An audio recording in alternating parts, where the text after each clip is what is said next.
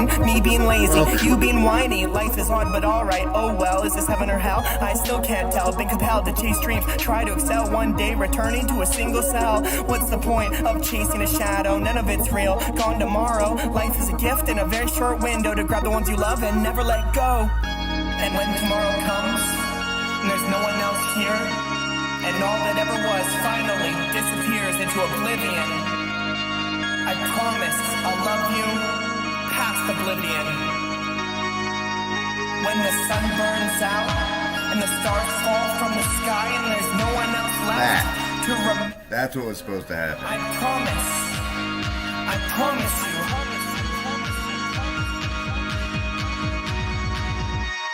To not live life is inexcusable. Let's play the games we'll play. Welcome to the apocalypse. Did you think it'd look like this? Yes, I did. I warned you all, as a matter of fact. I believe I was like, hey guys, okay, you know, check this out. I got the Vanderclay bump, and that's going to be part of the video I'm recording. But this is the live stream, so the chat shows on the screen. Oh, an error. There's some sort of error now. Did you think we'd have coffee? Did you think we'd have air conditioning and internet? Nonetheless, it is the apocalypse. After today, nothing will ever be the same. It's just saying that my it's the way of it. It's the end of everything you knew. Beginning of something different. I don't. New chair. I had a stool on a different wall. It's very confusing. I will save the world. Who make things? The makers. Do you make? You make comments at least, right? In chat. Okay, I love you. All right. Okay. Well, I can't. All right. Which doesn't matter. Doesn't matter. We'll move things around. I don't. This is why you do it live. I mean, no, this is why you hit record when you're ready, and you generally don't live stream when you don't know what you're doing. But I don't want people to subscribe to my channel and expect polish. So hey, see it happen live, right? But anyway, as I'm trying to get to. I've already used this fancy green thing you see here before in my Relax Your Sphincter Self clip from Kurt Chamungel's show. What would a materialist paradigm say about the nature of self? Is the self a real thing? Well, I think even materialists will say, well, no, it's probably a construction that's made by neurochemical processes in the brain that themselves are not conscious. So, and this is where you can't even open. I found one I liked already. Because there's no you to... I have historic volume problems, and Paul did a great job dealing with them. If this were easy to talk about, it'd be one of those things we'd all be pretty awake. Because we just, in school, we'd be like, okay, so here's the thing, right? Do these three things. That's pretty. Your self drops away. Welcome you see truth as it is. to Emerging Metacognition and the Information War. Yeah. Okay. I'm not recording it. Just say, well, I am and I'm not. You know how that goes. Welcome. Welcome. This is.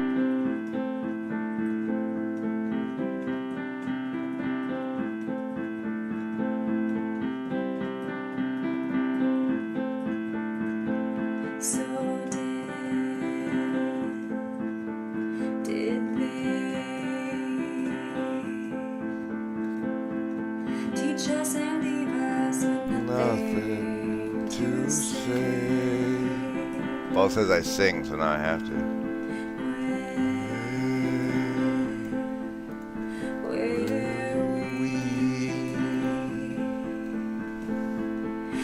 Wait around. Oh wait, wrong line. Sorry, Chandra.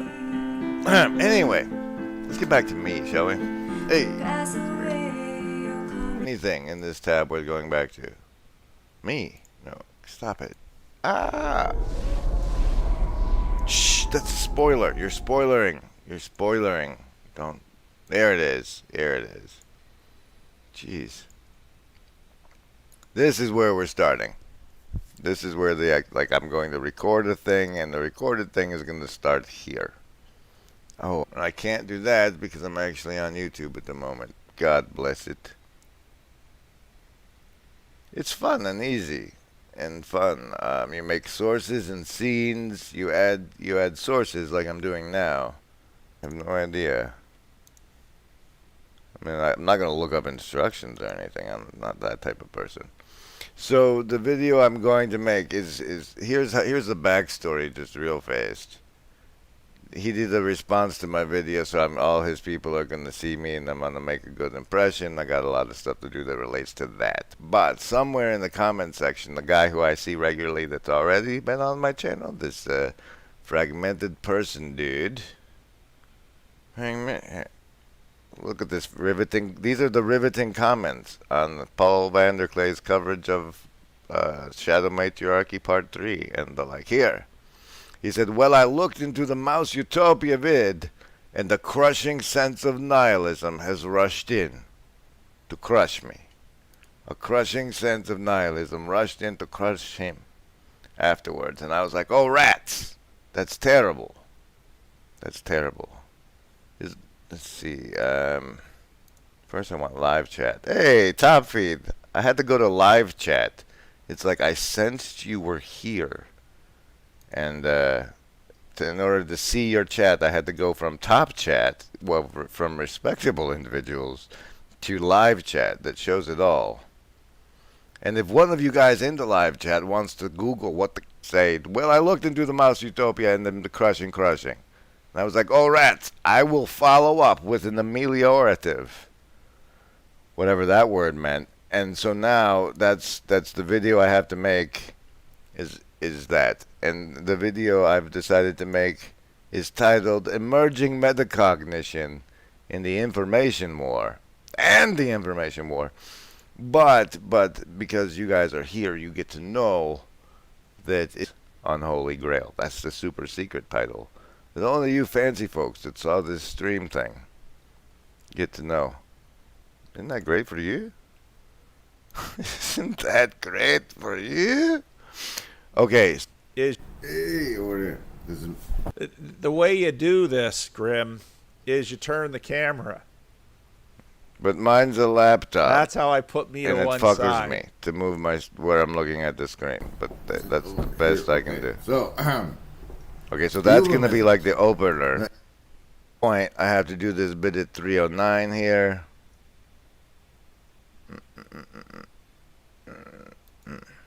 Women smoking.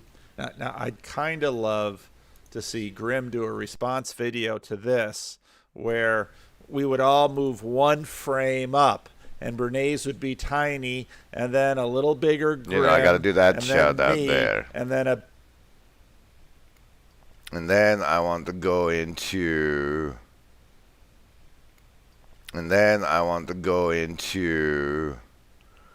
And once upon a time, I had a talk thing with that Paul Vanderklay fella on his channel. And you might not be able to find it because he makes a lot of videos. You got to go back in time so they all load and then Control F and find the search function. But conveniently for everyone, I have recently bookmarked it in my D&D folder. Here. Aha. Psh. What? In Viveki, and then said the second one is Vanderklay. I don't know. Why did I highlight my that? quest, my whole This part. is like, hey guys, the fourth wall is falling. Like, all right, let's talk. He's naked and he's like, hey guys, he's naked. That's the archetype I embody, and then there's this bit at 33. I like. I look at what has happened to human society. Like, I pull back as far as I can. Yeah. And I see that, like Joseph Campbell says, we lost the rite of passage. Like, the Jewish guys still do whatever they do, but like the rest of us, like there's no point when somebody pulled me aside and say, you're a man now, you know. I totally would have kicked them in the balls had they. Like, for me, I want people to get involved in the information war. I'd like to raise the Hikikomori army of the 12 monkeys. That one's That's good. my fiendish plan. That you're probably not going to get. It's okay. It is. Guys, you're not gonna make. I'm not doing it yet. This is not the time to go into the reptilians, Gavin. No. What's this part? Wandering around in this maze of corruption all around us. Why can't there be a time and a place where we will see its opposite? Ladies and gentlemen, welcome to the Grim Grizz YouTube I stream. like.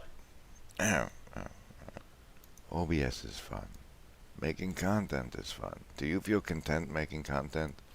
Are you here as part of a virtually not alone thing? Would you be more alone if you were not here? And now you feel less alone because you're here? If so, my Cash App is $GrimGrizz. Oh. And then, okay, so I want to, that's the notion. I guess and be like, hey, so if you want to see my old talk with Paul, and then, do the card, the hover card, whatnot. And then the lean on the rats angle, okay, is, I want to, like, well, I'm sorry the Mouse Utopia experience crushed your will to live. Here's some uplifting news.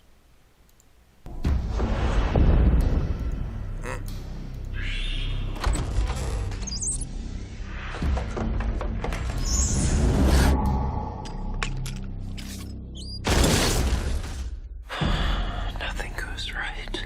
Willard, Night, Mom. come in here.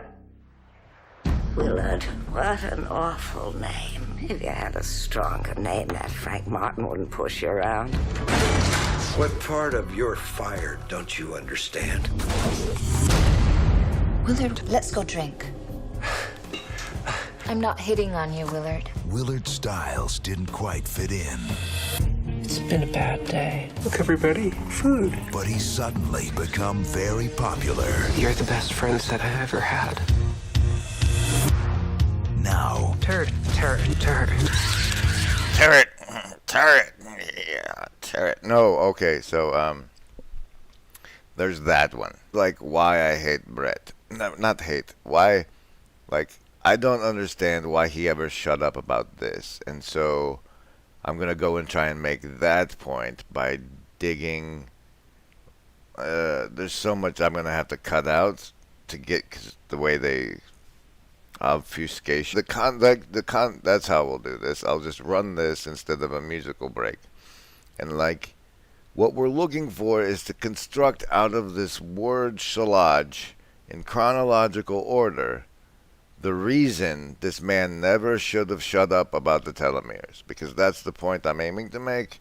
Is like, he wants to go push Tulsi Gabbard. He wants all this ivermectin. Why did you ever shut up about the rats of Nim, man? And that's what I don't understand, the point we're going to make. And I have to pull the case for that out of the things they say here.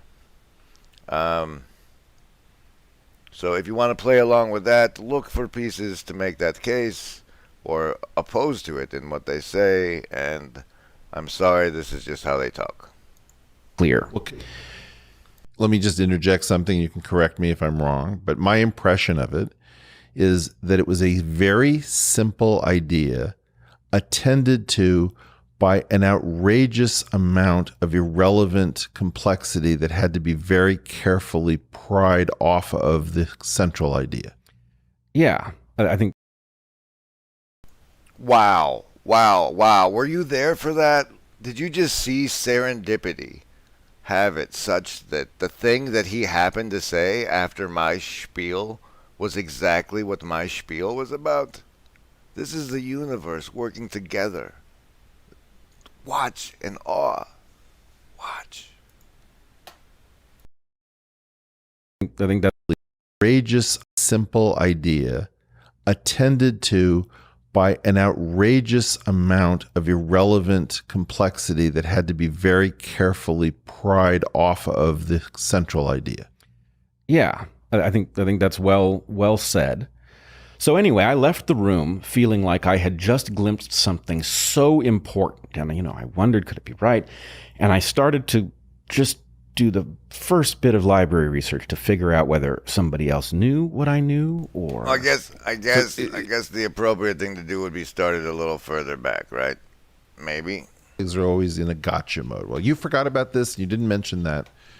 I'm even interjecting little bits because I want to make sure that you're immunized from all the bullshit that the academic. So I just want to make a general statement, which is we can come back and get into any level of specificity that somebody wants to if they want to take you down. Something. Yeah. This is a podcast. It's an unusual podcast, and we can talk science, and I'm thrilled. But we always have our colleagues in our minds when we're talking to a general audience, and the colleagues are always in a gotcha mode. Well, you forgot about this. You didn't mention that. I'm even interjecting little bits because I want to make sure that you're immunized from all the bullshit that the academic. So I just want to make a general statement. Look at that predictive programming. This was February 2020. Which is we can come back and get into any level of specificity that somebody wants to if they want to take you down. I don't care. What I'd love to do is to tell the story with enough punch that people understand what happened. So we're about to jump into the meat of the matter. The theory of antagonistic pleiotropy was well established, but in 4 decades of research on the genome, nobody had found a gene that matched it. So we knew that this explanation was right, but we couldn't find the genes that caused it. The mechanism was missing. So anyway, does that mean to be a gene, it has to be protein coding? Yeah. Anyway, I knew this as I was well familiar with Williams' paper at the point that I saw this talk on cancer, and I knew already about the question of senescence. Everything came together. This was obviously the answer, where the missing pleiotropy was. Well, the missing pleiotropy had to do with a telomere, which wasn't exactly a gene. It was genetic. It was DNA, but it wasn't a gene. But it was perfectly capable of producing exactly the effects that we see in senescence across the body. Okay, so that's one, right? That's clear in what they're actually talking about. Missing pleiotropy had to do with a telomere, which wasn't exactly a gene. It was genetic. It was DNA, but it wasn't a gene. But it was perfectly a gene. Missing pleiotropy was, well, everything came together. This was obviously the answer, where the missing pleiotropy was. Well, the missing pleiotropy had to do with a telomere, which wasn't exactly a gene. It was genetic. It was DNA, but it wasn't a gene. But it was perfectly capable of producing exactly the effects that we see in senescence across the body. So a counter, not a protein, could be the answer. Right. Now, I saw this instantly at the point I heard this talk. I raised my hand. Now, I saw the body, tissue. So a counter, not a protein, could be the answer. That we see in senescence across the body. So a counter, not a protein, could be the answer. Right. Now, I saw this instantly at the point I heard this talk. I raised my hand and I tried to articulate what was so obvious in that moment. And I couldn't compel a single person in the room. They couldn't even understand what I was trying to say. And that's bizarre. It was bizarre. I don't know what that's like at all, Brett. Dick was very broad-minded, and I just couldn't make it clear. Okay. Let me just interject something. You can correct me if I'm wrong. But my impression of it is that it was a very simple idea attended to by an outrageous amount of irrelevant complexity that had to be very carefully pried off of the central idea. Yeah, I think that's well said. I might even do one. So anyway, I left the room feeling like I had just glimpsed something so important, and I wondered, could it be right? And I started to just do the first bit of library research to figure out whether somebody else knew what I knew, or. So I'm not even sure that you fully said it. I want to make sure that I'm even clear on it. I think I'm right, but correct me if I'm wrong. What you're saying is, what if the Hayflick limit is a protection against dying from immortality at a cytological level? That some cell gets a dream of immortality that it shouldn't have because, let's say, it's a somatic cell. And it says, okay, I just want to keep dividing and dividing and dividing. Nature knows how to do this. And that immortality, which sounds good at first, is actually called cancer. Yeah. And so in computer science, we would say, okay, you've introduced a recursion limit into a while loop or a for loop to make sure that you don't have a resource leak, which is what a tumor is. Yeah, so let me say it this way. If you have a damage to a tissue, cut on your arm or something, the cells on both sides of that cut suddenly become aware that there is a problem, a gap, because they can't hear a neighbor on one side of them. And their natural reaction is to start growing into the gap until they can hear a neighbor, which is the sign to stop. If you imagine that something like that is occurring in every tissue, or almost every tissue, the problem is that means that every tissue in your body for which that story is about right is in danger of having damage from radiation or whatever turn it deaf to its neighbors. A single cell that has turned deaf to its neighbors will suddenly start replicating. And if it is deaf to its neighbors, then there's no message that it's going to hear that's going to tell it to stop. So that thing... Wow. Is he not going on and on about what the dissociation of social distancing is doing to our society when he's accidentally talking about cells? Imagine any cell in your body just taking off and growing and growing and growing. Okay, so this is terrifying. What you're saying to me is that if I'm comprised of, let's say, 30 trillion cells, and I view them as each, let's say, subroutines, any subroutine that is not denucleated, right? Like this wouldn't happen in the lens of your eye because the nucleus has been removed. But any other reasonable cell is potentially your assassin because its mitosis process might completely go rogue. Can run away. Okay. And so the rather elegant and very simple idea. Okay, shit. Like, now if I was just recording and not live streaming this at this point, I would jump into how, like, I've irritated the Jesuit assassins that are Truthstream Media. And then probably go, hey, this is the video with Gavin in it. He's there in the chat I saw. Hero LFG, that's him. He's got a channel. You should go over there. I would go to the Truthstream Minds of Men, which is a 4-hour clusterfuck. Right. But there's a mouse part. Where's the mouse Unwitting part? participant in charge of MK. Where's the mouse part? I need to look and find the mouse part. Wait, there's a mouse. There we go. And then I'd run this mouse part here. This is the device which trains the animal to turn on the stimulus for himself. Here you notice the animal wandering toward the pedal. When he first touches it, he gets no stimulation. It's not connected yet. By pressing a simple lever. Then, one time he touches the pedal, it does turn on the stimulation. You can see the lights go on. Within this cybernetic loop of electric stimulus and reward, Olds and Milner's experimental rats quickly succumb to self-stimulating their own brains repeatedly, thousands of times, foregoing their own natural drives for hunger, sex, and even willingly enduring immense pain. Now, I will electrify the grid. The animal must cross an area that gives a very painful shock to the feet in order to get to the pedal and stimulate the brain. Rats implanted with these electrodes continue to push and push and push the lever again and again and again, even until the point of death, just to receive this stimulating electrical reward. Clearly these So I'd run that part. It's kind of like to break up these fellas and to shout out that I've irritated those guys. Like, they featured a tweet in my video and said, "We're not Jesuit assassins." And I hadn't said anything about assassins in the tweet at all. And if that's not a threat, well. Turn up. A guy who could never get a break. In. Is about to get even. Out. That was too much of that song in that trailer. Be very, very careful. Is that there would be a hard limit so that any cell that had become damaged, so it started down this path, would just simply run into the number of cell divisions it was allowed in a lifetime and it would stop. So like the moles on my face that some of my less couth commenters love to talk about. Yep.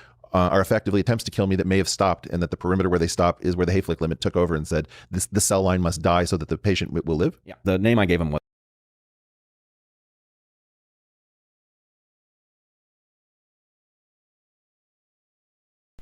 Hi.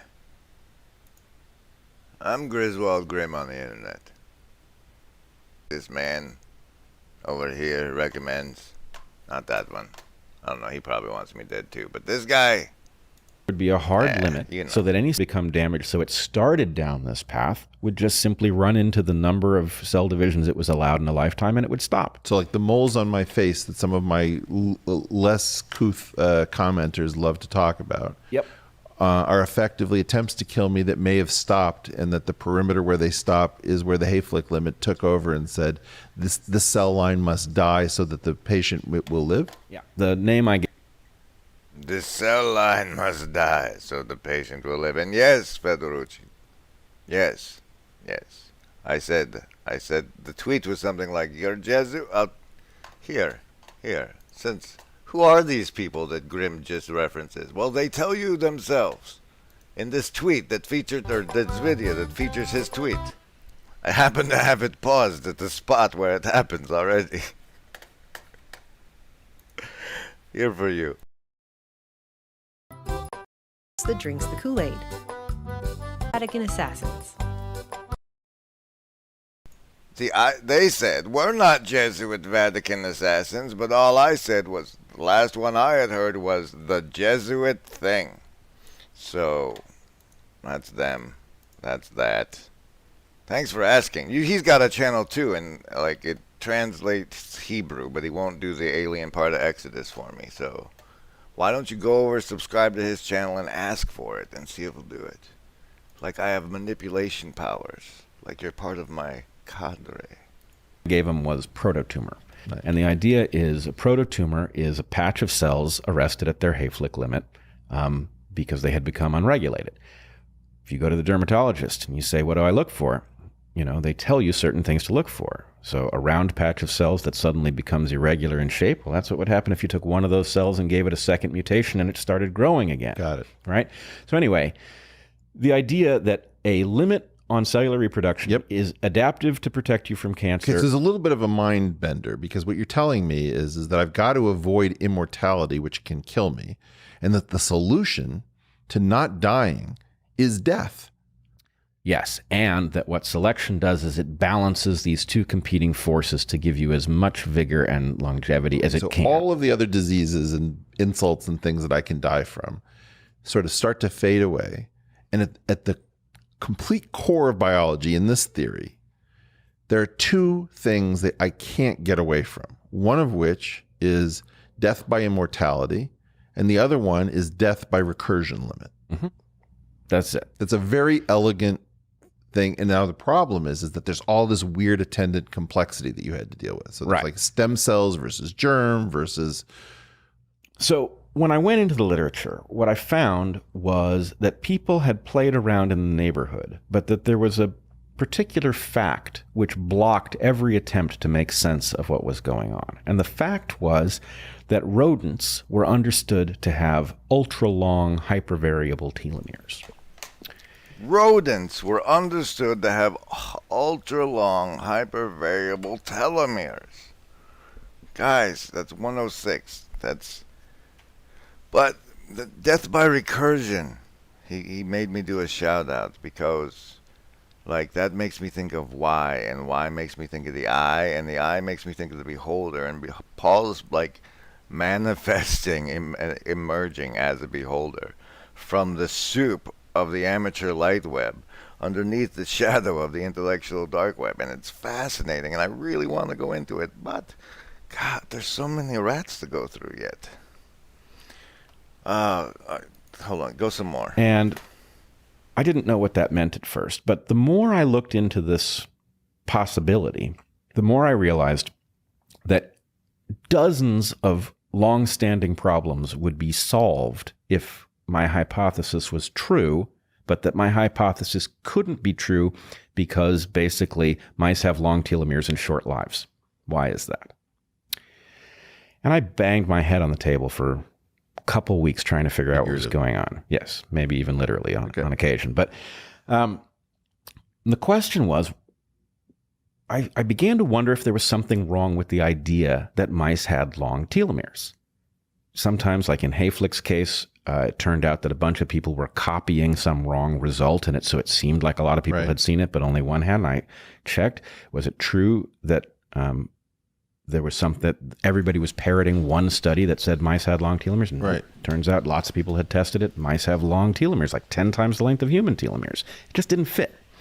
So finally, it occurred to me that it was possible that what was going on, I discovered something in trying to figure out what they meant by mice, right? There's a lot of species of mice, but all the mice that we use in the lab, with rare exception, are from one genus and often from a particular target species. You were focused, if I recall correctly, on Mus spiritus? No, Mus musculus? Mus musculus, which is the common one. Yeah. What shocked me was that it turned out all the mus musculus that were being used in labs across the country, and in many cases farther afield than that, were coming from one place, which I had no idea. There was one. I remember getting a phone call when you said, what do you know about the Jack's Lab? The Jack's Lab in Bar Harbor, Maine, right? They seem to be the source of everybody's mice. And so it began to be, it was a possibility of the source of everybody's mice. And so it began to be in Bar Harbor, Maine, right? They seem to be the source of everybody's mice. Okay, and then, like, I don't know, assuming by now I have found all I need to out of this clip, I move on to Once Upon a Time, the Hitchhikers, which is this.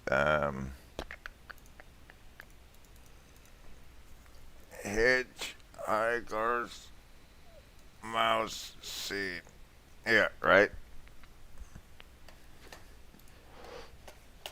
He was right. Now, to business. To business! Eat! As you know, we've spent a lot of time on your planet looking for this ultimate question, only to have it blow up in our faces. Literally. Which is why you're here. We've been offered a lucrative contract to do several 5D TV chat shows. Right. But here's the point.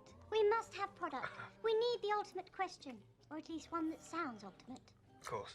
Yes, we've rebuilt the planet, and now all we need is the missing piece of the puzzle. Which happens to be your brain. Right. More tea? More tea. Did you just say you... So, I don't know if this will help with his crushing nihilism. And the thing was, like, once upon a time, I remember encountering eight. And so that's the secret to the life universe and everything. And so I go to find this clip. And I go through his whole fucking theory of everything, and I can't find the clip. And then this morning, the algorithm feeds me another one of his things, which was like, it's like, let me just find it for you. Here, let's look for some more of this nonsense. And so it began to be, it was a possibility I could not shut down in my mind, that there was something about what was going on at the Jack's lab that had resulted in the mice that were being sent out to all these other laboratories. As if they were representative animals. Right. These are model organisms. People were just using mice because mice were a convenient mammal. But they're all coming from one place. And it began to occur to me that that one place was not just a source of mice in the sense that we might think it. It was actually a selective environment that was impacting those mice. And when I dug deeper, it turned out that the mice they were descendants of a long lineage that had lived in captivity under conditions at the Jack's lab. And at some point, I realized that the most likely thing going on was that there was something about this environment that had wildly elongated the telomeres of these mice. And that was simultaneously an unbelievable idea, but the only one I could think of that made sense of everything I had seen. Wow. And so, well, it's unbelievable. I guess you know what it looks like when I look now, huh? I mean, look, I have not even... So the algorithm had fed me this one this morning. And it's an hour and 8 minutes and it's long, but I want to highlight it for the production value and such. In neuroscience and psychology, the concepts of love and fear are more than just emotions. They relate to how the deepest unconscious regions of our brain operate. How the reptilian brain only craves what it lacks and is unaware of what it takes for granted, and how what we are inclined to follow reason over impulse. Okay, and so like over the course of an hour and 10 minutes, we can trace our origins and the molecules in our body back to the stars in which they were created, and see that we are all connected. There's a concise and well-produced propaganda module. And so about 50 minutes into it, I was like, your kid, like, you have, like, what are you going to do in an hour and 10 minutes that competes with, like, your kid watching this? And so I went to his channel and saw what the most recent was, because I wasn't exactly comfortable with the schizophrenic programming of this at the end. You can, there'll be a link in there when I do the release video, and that's when is in a sense the prime directive of our consciousness. We must. I watched this whole 40-minute thing. This pyramid scheme has been carried by the shoulders of our community. I've just been thinking, like, what can we do in order to spread awareness around this matter? What can I do? I've done research, and it's gonna be done in a very responsible way. I'm gonna go on hunger strike. Athene, if you end up watching this, just be careful, man. I'm a lot weaker. You're easily. This is all your fault, Fragmented. All your fault. Today. We actually got international media with my hunger strike, with all the people also joining contacting press. I want to do a big shout out to everyone that's been helping out. It really makes me smile to see everybody coming together. Athene stepped up to really create a massive project like this. He's so this is like a whole 40-minute documentary called The Death of Athene. And it's just his character, I guess. Because he's some noble fucking Batman? No, he wants money and credibility and recognition. That's what they want. They don't care about the person. They don't care about the idea. That's why these clowns are making videos on YouTube and not talking to the fucking police. The last thing that they're doing it for is because they're trying to be a good person. So these videos and the success of the videos breeds more of them. Even with our relevance fading, making controversial statements about Athene and what he's been up to continue to be something that draws a lot of viewers and attention. Knowing that our transparency and factual responses don't tend to make much difference, most of our reactions to these kinds of occurrences were satirical, which made it simultaneously hilarious and shocking when our over-the-top satirical responses then got used as evidence of us really being an evil cult with nefarious schemes. But there's this one bit in here, and that was the bit I was going to get, was at some point he raises so much money for a thing, they put an in-game item for him called Athene's Unholy Grail, and you gotta, if you tag it, you know, like I did in this live stream, you gotta show that part. So let me find it. We did $1 million! We did $1 million! He did like 100-day in a row live stream and raised $100 million, but he had to go on a hunger strike for 10 days to get enough attention to get it off the ground. During this time, Riot Games updated League of Legends with Athene's Unholy Grail, an in-game item named after Athene because of the amount of referrals he brought to the game. Sharecraft had taken its toll and we were exhausted, but now we had a strong sense of direction and continued our efforts to not only raise funds, but also to give insight into the issues and what can be done by documenting our visits to the programs in the field. Moi, c'est le Major Georges Arbi, commandant de brigade gendarmerie, Gema. And then eventually, you know, he gets So how does a philanthropist who gets invited to talk at the UN get banned on Twitch and YouTube without any specific instance of clear wrongdoing? That's the question the rest of the documentary answers.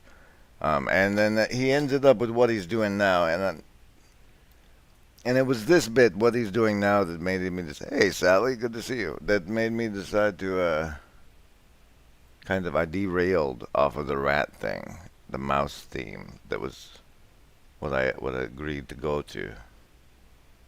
Massive communities had kind of passed.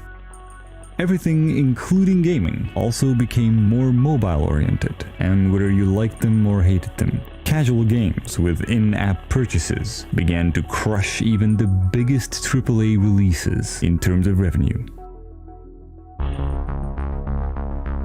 That is why, a year and a half ago, the team started working on Athene's next ambitious project that would aim to become a top-earning mobile game, as well as establish a new and much more high-profile platform for our charity fundraising, and reinvent gaming for good.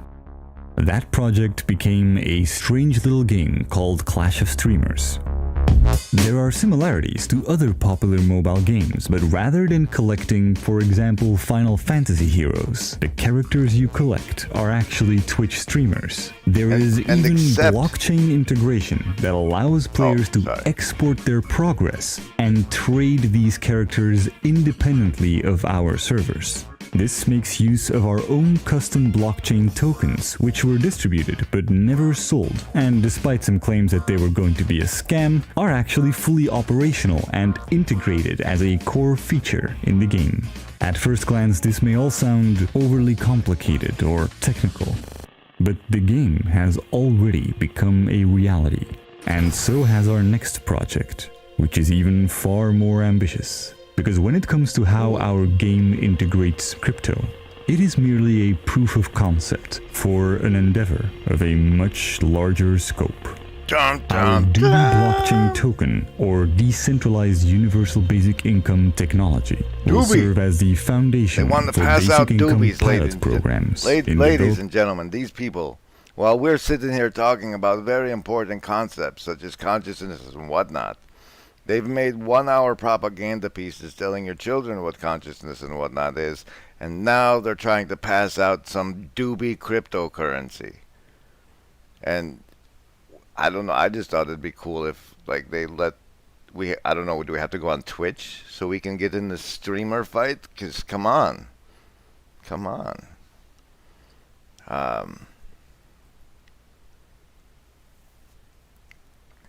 That's cool, Fragmented. I think I am going to leave this up.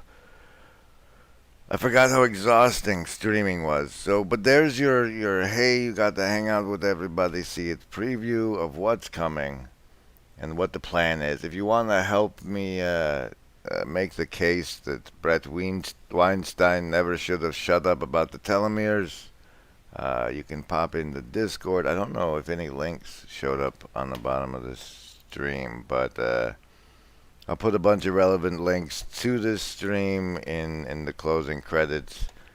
I want to get back to the emerging metacognition, and like the information war part can tie into like what happened to him and like his hour-long piece of propaganda. That part works, but I really want to hit back into what happened in the Q&A. Where is this? Ooh, that 1.4 thousand views. Thank you, Paul. Thank you. Where's this is the Q&A. Yes? Yes. All right, here, this bit at 55 is the emerging metacognition. I want to shout out. So when we get home from work, my wife tells me about her day, talks about stuff at work, yada, yada, yada. And as a husband, you put in your time listening and engaging in that. I spend a lot of time talking to you.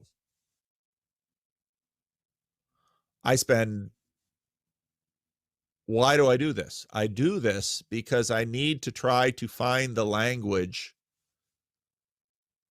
to say what it's sort of to say what I don't know yet. Trying to finish my sentences. It's sort of, you are sort of a third hemisphere of my brain. That's what you've become for me. And it's a third hemisphere that's helping my, again, these are Ian McGilchrist's theological constructs, my left brain and my right brain come together. Because what your comment and your question proposed, Shane, is exactly this. We, in some ways, the physical world around. All right, so you see that bit about him using us as a third hemisphere? My beholder notion, which I will throw out afterwards, and is the image of this live stream, as it were. Let's see, where was the last about that? Anyway, I'll find a video for that. There's a beholder thing, very important, and I'll link to that. And then, yeah, I think I might try and tie it back into some mice again, but Need my brain? Yes, to complete the program. So there's a preview of what it's going to be. Wow, it drained me to make this. I'm using it. Sally, since you're here, also, if there's any in our also, like you either see what should be included in clips, the gold mine, there's this whole Deadwood spiel that's going to come out in the next week or two about how to do it. But if you want to get a head start, I think I just ended up dumping our talk somewhere, right, Sally? Where the hell is it? Is it over on sorting? I did make a new playlist. In case you want to get to know me better, there's my Viveki Troll Crush playlist, but I also have this new... This is our top secret project, Gavin. I still have to click through. Field Sociology, that's what happened. I put all of my work I did over on the Sorting Myself Out channel in this Field Sociology playlist, which includes My big FU to Scott Adams. Here. Oh wait, they're too big. Come here. Hello, everyone. Hi. I am Griswold Grimm. You are. Or that's who I am on the internet, anyway. Uh-huh. I have a package that confirms that. And I wanted to live stream and open it that way, but it's the full moon tonight, and there's plenty of great stuff on the channel from this week. So I'm just going to record it, because whatever's inside, I need the magic of. And then I'll upload the video probably Monday or something. So, the great unboxing. Yeah, I was interestingly, Federucci, I was watching that thing with Vanderklay, and the one from Grimm I'm linking to earlier. And I think that's probably the last, like the haircut I got before that was probably the last time before I went full on Nazarene, you know. And so this is the result from then. Mm-hmm. Oh, here's Scott Adams. Here you go. This is my herb pillow. Ooh, it's got words I have not read yet. Should I read the words before? Oh, look, the sun.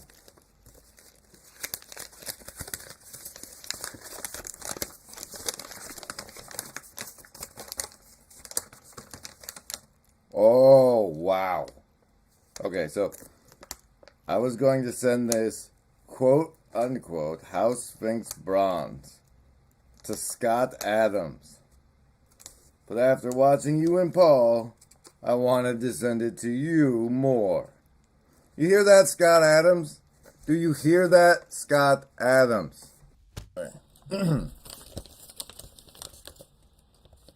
This pendant is electroformed copper. The stones are from the...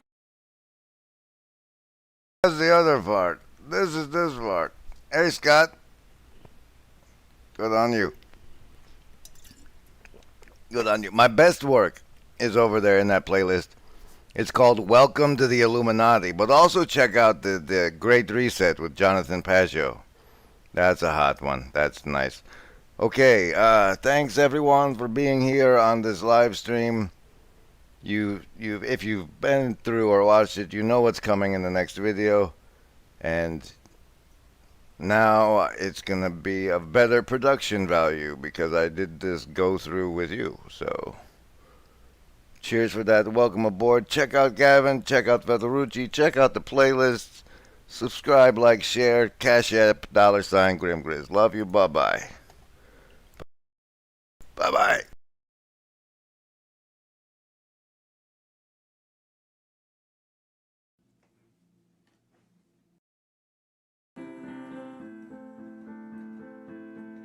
Flag me down and beg me to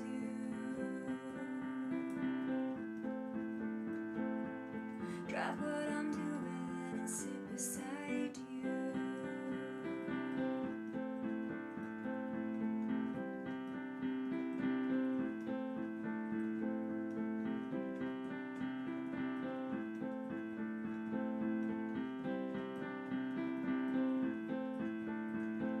So